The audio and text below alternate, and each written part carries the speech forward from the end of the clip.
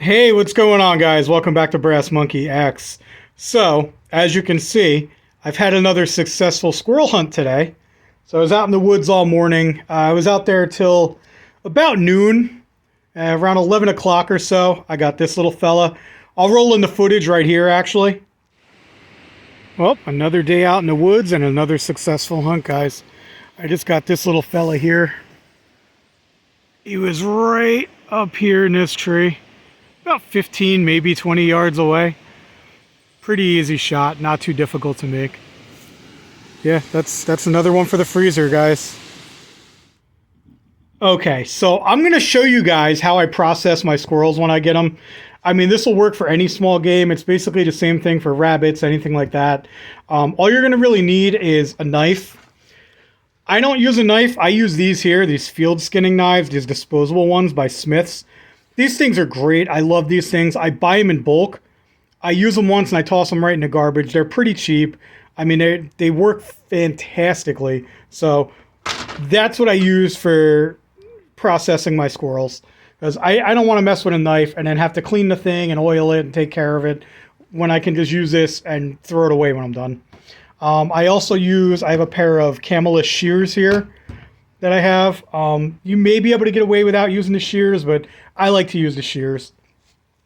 You may want some kind of a bag or something too for the disposable bits, let's say, because I try to use all of the squirrel that I can, but whatever I don't use, you're gonna have to dispose of it. So I put it in those like poop bags that I have for the dogs.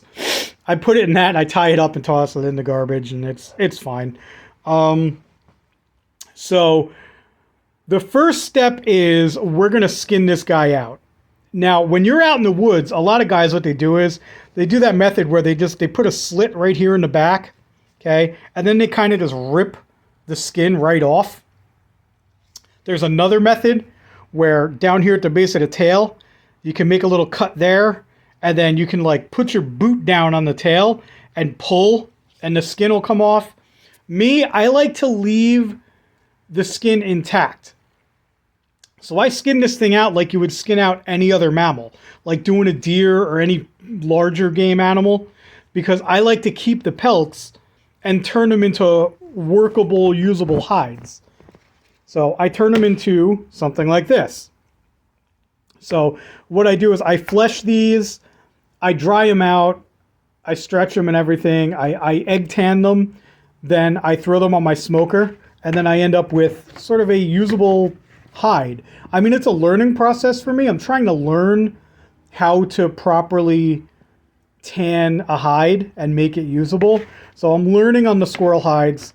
You know, this is the end result that I end up getting usually. I mean, it's kind of flexible. It's not like it's real stiff or anything. It's, it's a squirrel hide though. So, I mean, there's limited uses to it, but you could trim it up, make little pouches and stuff with it. You can sew them together or make bigger pieces of leather from it if you want, things like that. So again, I try to use every piece of this animal that I can, because I took this thing's life. The least I could do is respect it and try to use every little bit of it. So with that being said, the first step is going to be to skin this thing. So I'm going to get one of my field skinning knives. I'm not going to actually show the process because I know some people get all weird about stuff like that, and I don't want any negative comments on here. But basically what you're going to do is you're going to make an incision from, it's getting a little stiff already, from right there, right around under the chin. I'm going to cut from there all the way down to the pelvis. Okay? And cut all the way down to the pelvis, and then I'm going to make a couple more incisions coming up the arms. We're going to come up both arms. Sorry, I'm trying to do this with one hand, holding the camera here. And then we're going to come up both of the legs, just from here all the way to here. Then I'm going to cut off the feet. I'm going to cut off the hands. And unfortunately, the little guy's going to lose his head. So I'm going to have to cut the head off as well. And then what I'll do is I'm going to go and get that done. And then I'll show you what it looks like once I get the skin off of this guy. Okay, folks, If you're squeamish, this is the part where you should look away or just skip ahead a little bit, because I'm going to show you some stuff now that you may not want to see. So I'll give you a second to either fast forward or just go ahead and cut the video here. Okay, so this is the skin once you get it off. As you can see, it's significantly smaller than that one that I showed you in the beginning that I've already processed. So once you get this fleshed out and stretched, like as you can see, I got to get some of the flesh off the back of it. Once I get it fleshed out, stretched, dried, and tanned, it's going to stretch out a little bit. So it's going to be a little bit bigger. But for now, I'm not processing that now. So I'm just going to fold this up and it's going in my freezer. I got a bag full of skins that I got to process. So that's what I'm going to do with that. Now, our carcass here, our little squirrel friend, he took a little damage to his side. So I guess when I shot him, one of the pellets went in his side and it was kind of a gut shot. So when I took the skin off, his side, his guts kind of, I'll show you. It just kind of ripped open on the side there and started spilling out already. Now, I know this is a little graphic. Some people don't want to see this, but what I did was I just made an incision. You got to be real careful when you do this because you don't want to puncture the guts itself, because if you do, it's going to get real nasty. So make an incision from the sternum all the way down to the pelvis so that you can open them up and get in there. And then I'm going to take my shears and I'm going to cut the rib cage from the sternum up. Okay. Then I'm going to spread his rib cage apart. I'm going to reach in there with 2 fingers and just kind of scoop all of that stuff out of there. And then I'll be back when that's done and I'll show you what we do from there. Okay, so we got them all gutted here. As you can see, we had a blowout on this side. You can see we had a pellet enter right there from the shotgun.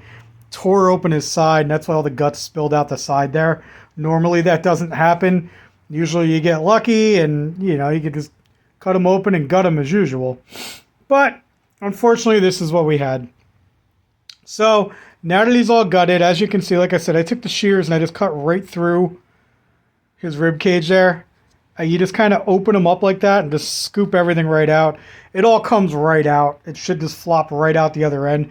Just make sure you get down in here and you get all of the guts out, because there is that little bit in there down by the pelvis. You might want to cut through the pelvis with the shears and make sure you get out the there's no other way to say this. Get out the butthole and everything else that's in there.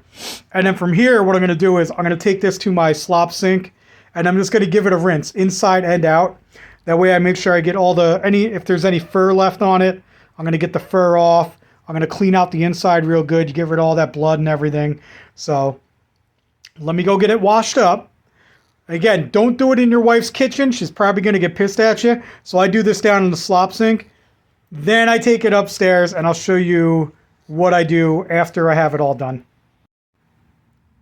One more thing I almost forgot. In the armpits here, you're going to see those little glands. They just look like this white little chunks of fat. You want to cut those out of there. Those glands can be pretty gross. There's one on each armpit. Just make sure you cut those out. Okay, guys, we're in the kitchen now. This is the final product. So, I mean, it looks a little nasty right now. Most guys at this point, they're just going to cut the legs off, cut the arms off, and what they do is they do them up like fried chicken, and they basically make like chicken wings out of them. Now, that's an okay option if you want to go that route. Me personally, I keep them whole because I'm either going to grill them or throw them on the smoker like that, or what I'm going to do is I will cut every ounce of meat off of this thing and I'll grind it up and just turn it into ground squirrel, and I'll use it in like chilies and stuff like that. So usually on a typical squirrel, you're going to get anywhere from like 6 to 8 ounces of meat if you cut it up and grind it up. But I mean, you got to get real meticulous with it. Like all that meat in here, like that would basically be the tenderloin. You cut off the back straps there. You try to get all that meat. You get these meat flaps on the side here, the one that I destroyed with the shotgun over here. You cut all that off. Like I said, you're going to get anywhere from like 6 to 8 ounces of meat per squirrel, which isn't half bad. You get a couple of squirrels, you know, that's almost a pound of meat. So what I like to do is, I'm not going to use this right away. I'm going to make a brine for this. So what you're going to want to do is, I'm going to brine this overnight, and it's going to pull out any of the residual blood and stuff like that that's still in this squirrel. So it's going to pull all that stuff out. It's going to, it helps keep the meat a little more tender from all the salt. And it does make it taste just a little bit better when you brine these things after you do this. So I mean, I do this with all my small game. I do it with squirrels. I do it with rabbit. Any kind of small game, you want to brine it first.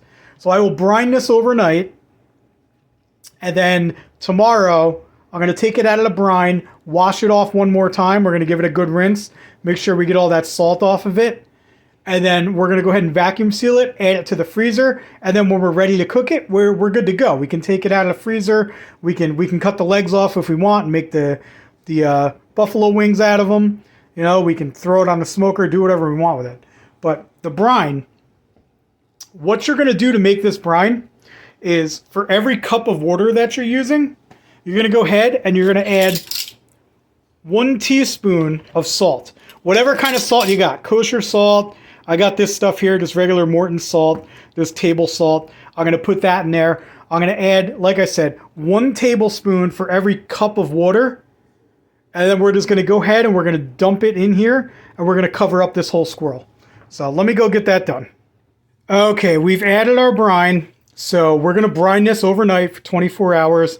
I'm going to come back tomorrow, exactly 24 hours from now, and I'm going to show you just how much stuff this brine pulls out. This brine is going to be a murky, almost red color come tomorrow. It's going to pull out so much stuff from this meat. It's going to be awesome. So I'll be back in 24 hours, and then we're going to vacuum seal this guy, throw him in the freezer, and call it a day. Okay, guys, so our squirrel has been in the brine for 24 hours now. Let's go ahead and take a look here. As you can see, the brine has changed color, like I said it would. When it turns this pink color, you know it's done, okay? That means that the brine has done its job. It's sucked out all the residual blood and all that grossness that's still in the carcass. So all that stuff has been sucked out, and we're good to go now. This should be a pretty decent tasting squirrel. So I'm just going to go ahead, bring it over here to the sink, and we're going to go ahead and rinse it off. So we just pull them out of the brine. You want to rinse them real good, because that brine is very salty. Sorry, trying to do this with one hand. Really should be using a tripod.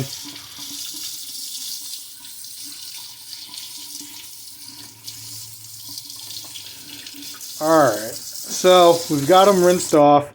At this point, you could pat them down to dry them off a little bit if you'd like to. Let's take a look at it. Honestly, this squirrel, he's in rough shape. So, to be honest with you, I'm probably just going to cut this one up and turn it into chopped meat.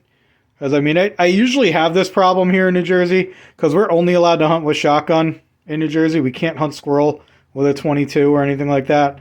So I usually end up like destroying these things with the shotgun, which is a shame, but it's all right. I get plenty of chopped meat out of it. So next step here is I'm going to come over here to the vacuum sealer. All right, we're going to get them all vacuum sealed. What I like to do is, with my vacuum sealer, as you can see, I double seal it just to make sure that those seals hold. So I'm going to get him vacuum sealed, and then I'll be right back. All right, so that's the final step, guys. You get your squirrel all vacuum sealed. Again, like I said, you get that double seal going there. Make sure it's sealed up real tight. Make sure you're labeling your game meat. You don't want to forget what it is. I've gone down there and I've found bags of I assume it was venison down there and I forgot to label it. You know, sometimes you'll find a squirrel from like 3 years ago in the bottom of the freezer. So make sure you're labeling everything so you know what it is and when you packaged it. But there you go, guys. One squirrel, completely processed. Gonna go toss him in the freezer. Add him to my my meat freezer downstairs, and there you go. That's how you do it. Well, that's how I do it. I'm sure you guys do it completely differently. Let me know in the comments down below. Now, I am completely self-taught when it comes to hunting, butchering, all this stuff. I've never had family that's been into hunting or anything, and I've kind of taught myself everything. So let me know what you guys think I'm doing wrong. Give me some pointers. Give me some tips. Tell me how I can improve. I love stuff like that. So don't forget to comment down below, guys. Thanks for watching, and we'll catch you next time.